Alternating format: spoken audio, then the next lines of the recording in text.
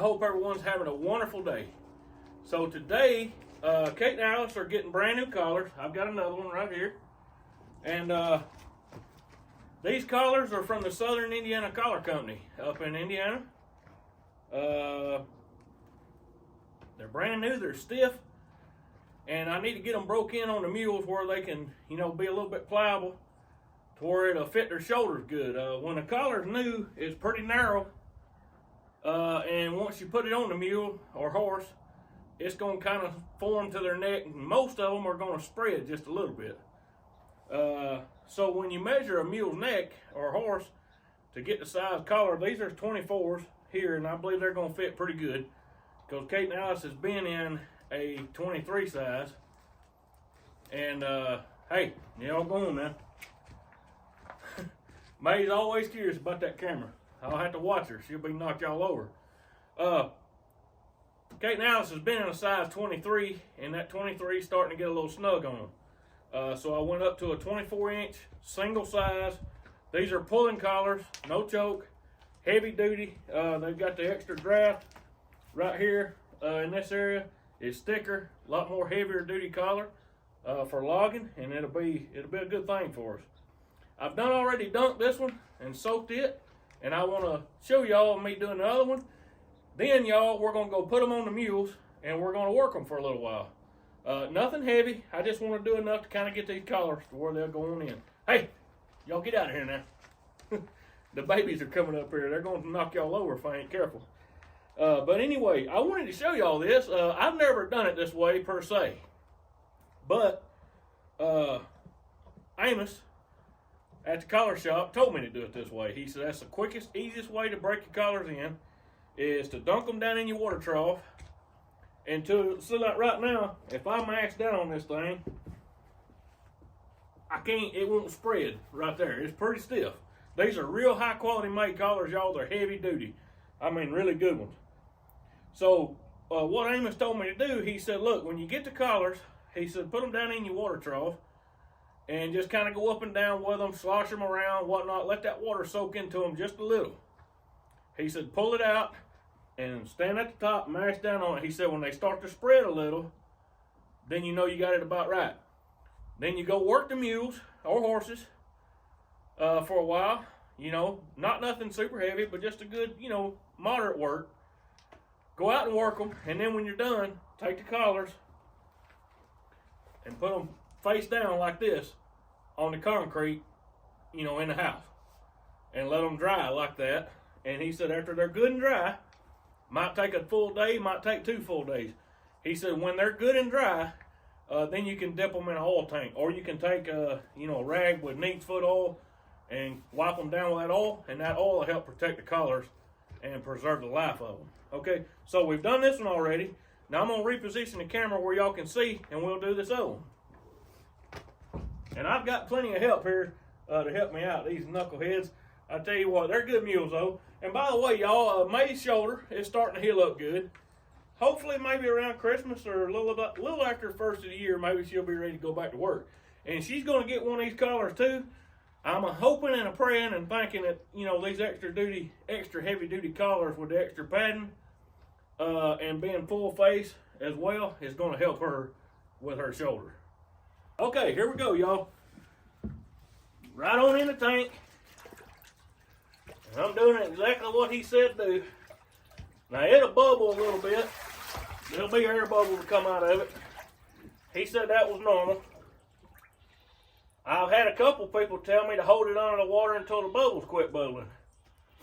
And there might be a little something to that too, so I don't know. But I am doing it the way Amos told me to do it, and he's the one that made these collars, so I figured he knows what he's talking about. He did say, though, the key, after you work them, he said the key is to put them down on the floor, on the concrete, or flat surface. Put them down on the floor just like that and let them dry. And then he said after that, get them oiled as quick as you can. They need to be good and dry, but then once they're dry, oil them. He said you can wipe it on, you can paint it on with a paintbrush. He said, or you could dip it. But he said when you dip it, he said go right in, right out. You know, don't let it soak up a bunch of oil. Just dip it in the tank real fast. And that's probably what I'm going to do, because I've got an Amish man that lives not too far from me here. And he's got a dip tank, so I can take him over there and just dip them right quick. Okay, now that we've done that, okay, you see how to spread a little bit now?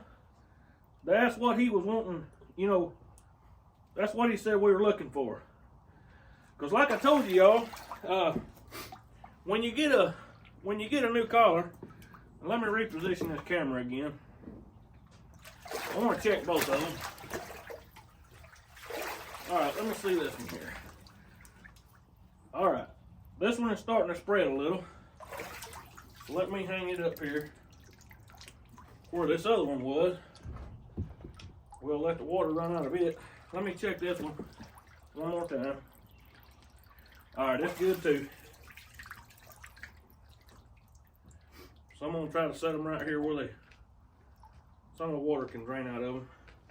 But this part right here will help break these collars in. These are real heavy collars, stiff collars. And it's kind of like wearing a new pair of boots. You know, you men, some of you ladies probably know too. When you get a new pair of shoes and they don't fit you real good, and it kind of hurts a little. And with these mules, you know, I depend on them for logging. And if these collars ain't fitting them too good, it could cause problems with their shoulders. And also, y'all, you're going to lose some of that pulling power that you normally would get. You know, it ain't going to fit them just right, and it's going to kind of hurt them and whatnot, and they ain't going to be able to pull quite as hard. And the idea behind getting these collars, these no-choke collars, pulling collars, heavy collars, is to help my teams pull harder. These no-choke, let me show you right here in the throat. On a no-choke collar, y'all, this area right here, see how it stops right here? You know, it comes to right there and stops, comes to right there and stops. On a regular collar, y'all, it will come all the way across right here. You know, the continuation of this goes right on around to here, okay? On these no-choke collars, it don't have that in the throat. So if your collar does tend to ride up a little bit for some odd reason, maybe you got a high center of draft, if your collar rides up for some reason, it's not going to cut their wind off. Okay, does that make sense? So, anyway, I'm going to get these collars around there. I'm going to catch Kate and Alice up, and I'm going to get these collars around here and get them on the mules, and we're going to go work them for a little while. Now, y'all, before we put these things on the mules, I wanted to show you these pads that I got from Amos. These pads are kind of a little different than the ones I've had in the past. I've always used these vinyl pads. You know, it's got this backing on it. But his pads has got like I don't know how to describe it. It's almost like a nylon material on this side. And then on the inside that goes against the animal is nylon. Or, excuse me, like a vinyl material. It's real high quality. It's almost kind of like a bonded type leather. It's real slick. It feels real nice. I like these pads. I can tell you, for one thing, I bought several different collars from different places. Had a lot of used collars. These collars from Southern Indiana Collar Company, y'all, are bar none the best collars I've ever owned. I'm not saying that there's not a better collar out there somewhere, but these collars right here are definitely the best ones I've ever had. And I'm gonna take these things again, and I'm gonna just spread them a little like that. And then I'm gonna do it from the top and the bottom. Okay. Now I'm gonna put my pads in it. Now, having mules, you know, these collars for sure are not broke in, so I'm gonna have to go over their. I'm gonna have to take the collars apart at the top to get them over their heads, because these old collars here is not gonna fit my jug-headed mules right now.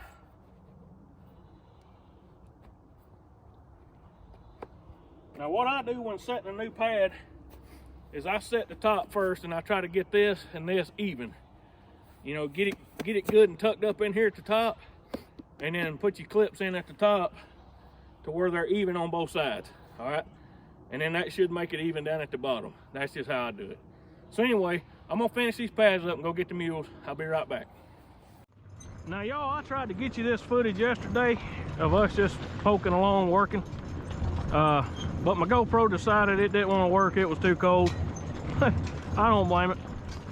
It was mighty cool, and it's cool again yesterday, and we got a lot of cloud cover, and it's affecting my daylight too. But hopefully y'all can see and make it out.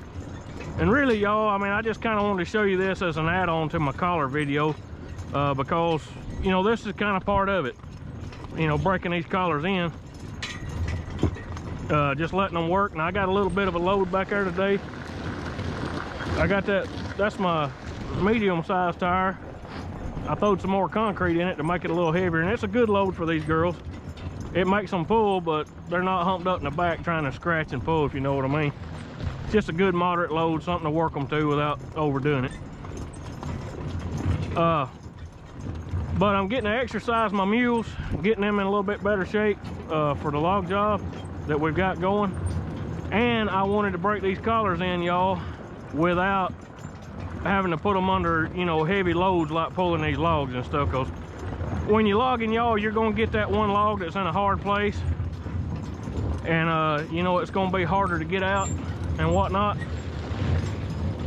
and you're going to have to ask a lot of the team to get it out. And these new collars is kind of like a new pair of boots, you know, they don't fit real good in the beginning.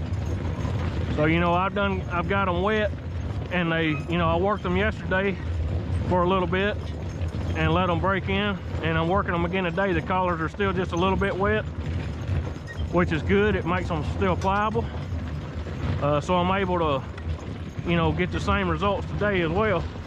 And I'll probably let them dry out for a couple days and then take them over to my buddy Levi's and dunk them in the oil tank. But this is part of the, you know, breaking the collars in too. You know, I already showed you the dipping them in the water trough. And now I just wanted to show y'all, you know, the fun part, getting out here and playing with the mules. Haw, come here. Come here, Alice. Okay, Haw. It's nice every time I get a chance to spend with my older girls, you know, because they listen so good and work so easy. Of course, my young girls are doing good too. I enjoy working all of them. I've been really blessed and fortunate with these mules. Really, really blessed. I'm so thankful.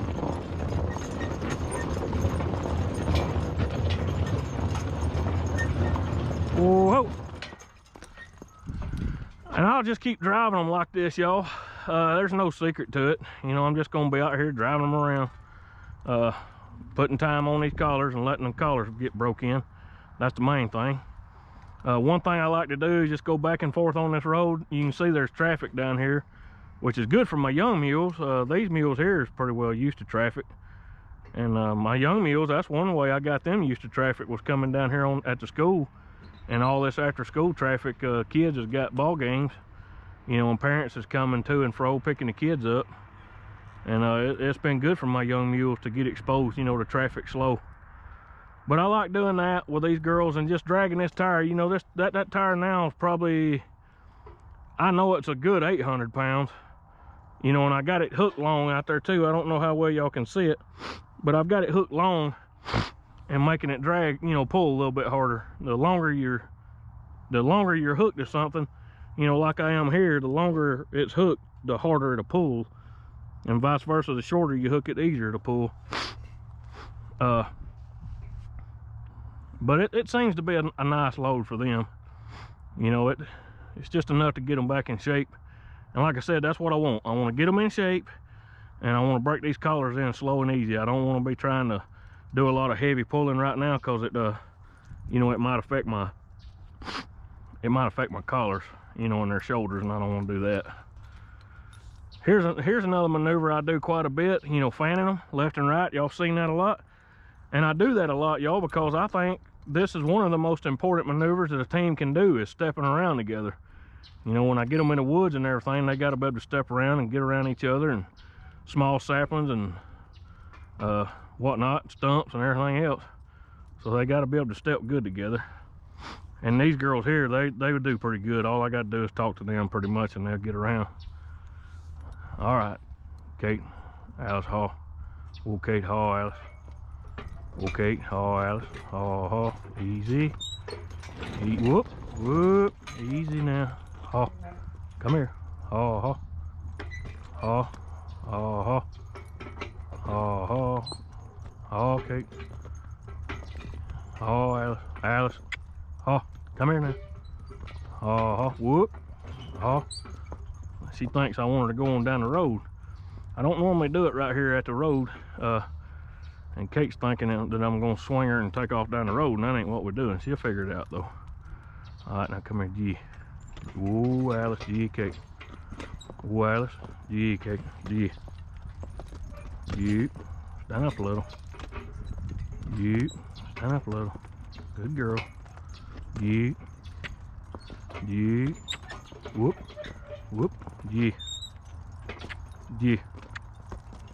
G. Whoop. Whoop. G. Whoop. G.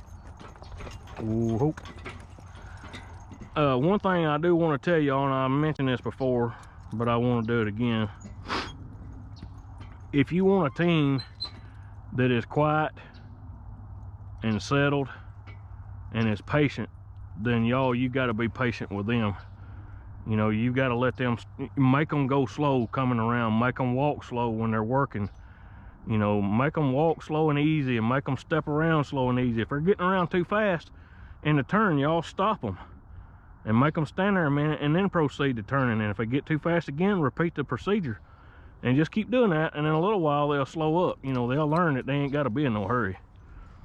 And that's the way I like my teams to work. We don't want to get in a hurry. Another thing I'll do with them is while I'm pulling out here just practicing, you know, getting them in shape, I'll tell them whoa, and then I'll tell them to give me a little, you know, to bump a load a little bit. And I use that quite a bit in my logging. So I practice it when I'm out here just pulling this tire around too. All right, Kate Alice, come here. Easy.